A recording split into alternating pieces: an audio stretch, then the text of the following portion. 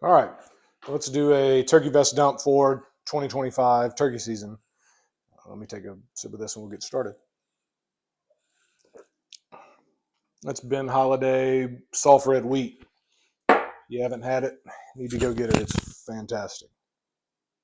All right, so this is the Mossy Oak Longbeard vest in Bottomland. This season I'm moving over to the Grounded Outdoors Impact 2.0 in Greenleaf. Uh, I love this Bottomland Mossy Oak vest. The box call clasp has a kind of irks me a little bit, and the Impact 2.0 obviously it comes in green leaf, which I like, and has the magnetized seat, so it just seemed like a good time to transition to that one. But let's get into this turkey vest dump. In the front left pocket or front right pocket, we have a battery charger, or iPhone charger, battery pack by Anchor. It'll charge my iPhone 2 or 3 times. It's great for you get far away from the truck or get far away from the house, or you just need it in case you, or have it in case you need it, kind of thing. The shells I'm shooting this year are the Winchester Longbeard XR 3.5 number fives. They pattern great for my shotgun, which you see in the background, which is the Benelli Super Black Eagle 1 in the Greenleaf vinyl wrap by Mossy Oak. These things pattern great, are a little cheaper, and mostly because I'm too poor to buy TSS. So these things are fantastic. So on the opposite side, we have a normal thermocell. I'll get it out later. The I think the only complaint about the Mossy Oak Longbeard vest is this box call pouch. Um, and honestly, it could just be a skill issue. It could be a user. Maybe I'm too dumb to figure out how to keep it from squeaking. When you put it in, I'll be walking. You can hear it. Like, obviously that's dramatic, but it does squeak a good bit. You pull it out. I could turn it this way, or I could put rubber band and some paper towels, but I don't want to do that. Like, I just want to be able to fit something somewhere and it not squeak. But the box call for this year, I've had for years, is the Primo's box cutter. It's been great to me. It's small, fits well in my hand, and it sounds good. So, so it's something, a box call that's going to stay in my vest, whichever vest I have, for a long time. Moving on across here, we have the two slate call or two pot call pouches. If nothing else, these just hold sentimental value for me. The first one is Shady Lady by Pete. It's by Pete Peters. I want to say he's in Ohio. He's not making calls any longer, but my dad and I have called up mini turkeys with this specific one, and older ones. We have a couple, 2 or 3 of the older ones. This one's from 2014. It's called the Final Edition. It's just a sweet little glass call, and I'm left-handed and my dad is right-handed, so he conditioned it that way. So now I have to turn it upside down. But it's just a great little sweet glass call.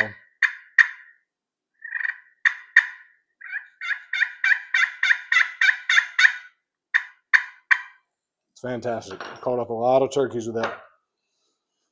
Second one may hold more sentimental value.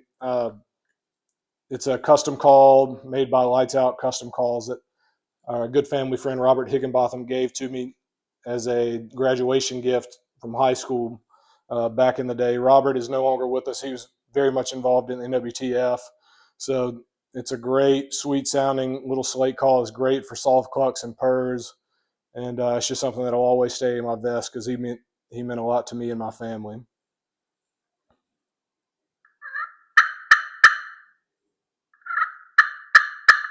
Also sounds good with this striker as well.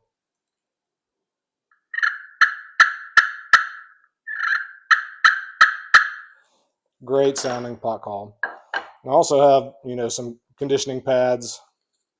I'll take these out. And then something I always get, some sandpaper as well to condition the calls with. Let's see what else we have. In the top pocket, we have some cheap Bushnell binoculars. I think these are, 10 by 25. They're just some cheap, something you can throw in your vest and not worry too much about them. And about $25, $30 on Amazon. It's just a great investment instead of carrying a chest pack and a big set of optics. We also have a multi-tool, like a knife to keep, so just in case you need it. Another thing I carry is a pin needle compass. It's never a fun feeling when you get lost. I got lost 10 or so years ago in Panther Swamp for multiple hours at dark. Phone died, GPS died. It was not a good situation. So always keep something like that on me, just to help me out in case I need it. Moving up, I have a mouth call pouch. I have 3 or 4 that I keep in there. The 2 that I'm running this year, or the 2 that I'm looking most forward to running, are the 2 Cluck custom calls. I'm looking forward to getting them out in the woods. They sound great. And then I have 2 others. One of Simple V I got at the Mossy Oak store back last year. And then there's a split reed call. I think this is by Quaker Boy, but I could be wrong. I got it off Amazon in a pack, and it sounds good. Moving on to the locator call pockets, we have an owl call pocket and a crow call pocket. The owl call doesn't fit. I have a Primo's hoot flute in here somewhere that we'll get to. In the crow call pocket, I have a crow call by Rolling Thunder, I believe, and it didn't come with a lanyard. I like the way it sounds, so I redneck engineered just a zip tie to the key ring and pull it. Is great. So we'll get that out off camera. In the top of this pocket, we have a rangefinder. I don't think this will stay in the vest. I put it in a couple months ago. If I need it, it's great. It's lightweight. It's another Amazon buy, but I don't necessarily need it. But it, like I said, it's cheap. And if nothing else, I can use it for archery and golf, or whatever. Further down in the pocket, we have 2 sets of gloves and head nets. We have Greenleaf in one, Bottomland in the other, and then we have a Mossy Oak head net or net gator and a North Mountain net gator. Just kind of a 2 is 1, 1 is none kind of thing. And if you're hunting with buddies, somebody's inevitably going to lose something, or need or forget it or something like that. So moving on to the inside of the vest, let's see. Yeah, I have the Primo's hoot flute. Sounds great. Love it. It's just a little bulky for me, but whatever. I'm not going to complain too much. And then I have some old airplane bottle of bourbon, in case, I'm not a big cigar guy, not a big Black and Mild guy, but if, on the off chance some turkey comes in front of me and I kill him, we'll celebrate with some bourbon. I think that's it. Yeah. On the other side, we have some toilet paper. Looks like I need to place that, but that's a necessity.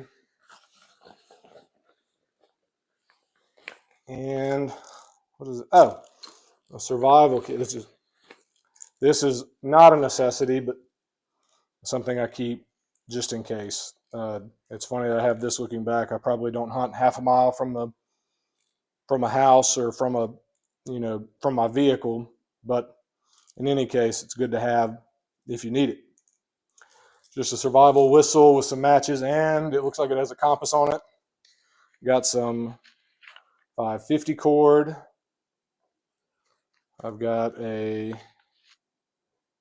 flint striker, and looks like I have a lot small lighters and plastic bag.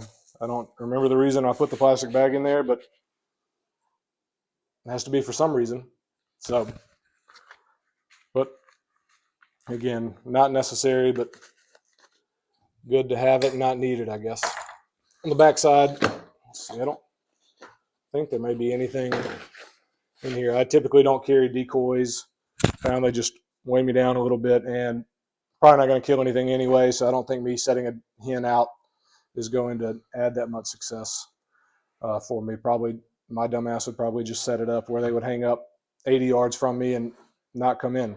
So, but that's my turkey vest dump for 2025. I'm going to move everything into the Impact 2.0 by Grounded. That vest tonight at some point, and then be on the lookout for a review and unboxing of that vest. So Cheers and happy hunting in 2025.